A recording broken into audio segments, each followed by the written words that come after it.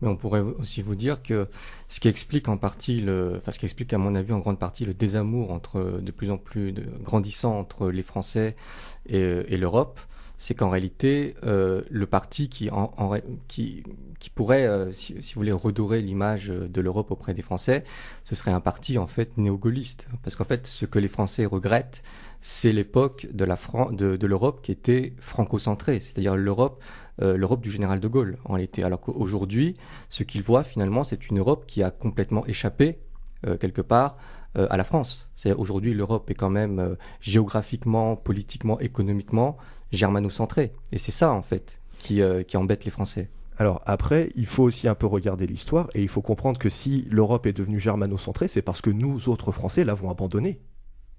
C'est parce qu'il y a eu la chute du mur de Berlin. C'est pas parce qu'il y a eu la chute du mur de Berlin, c'est que, par exemple, vous prenez rien que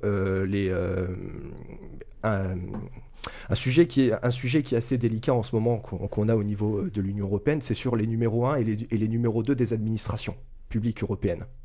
Actuellement, tous ces postes sont détenus par des Allemands. Parce que tout simplement, l'Allemagne a une politique très forte en la matière afin d'inciter ces jeunes, et notamment tous les jeunes Allemands qui souhaiteraient travailler dans la fonction publique européenne, à essayer de se positionner et à essayer d'aller le plus haut possible.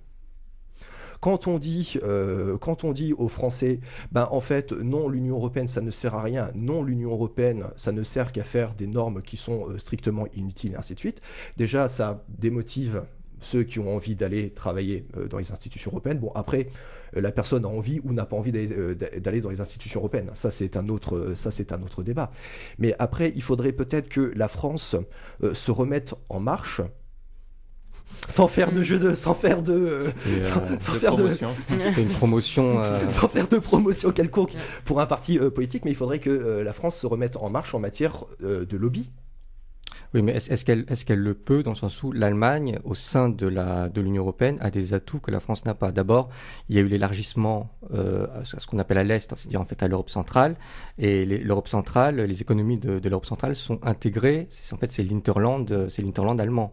Ils sont intégrés en fait au réseau de sous-traitance des industries allemandes. Il y a ça, il y a l'euro, il y a aussi la monnaie unique qui empêche les pays latins, les pays de l'Ouest de dévaluer pour se protéger justement des exportations allemandes.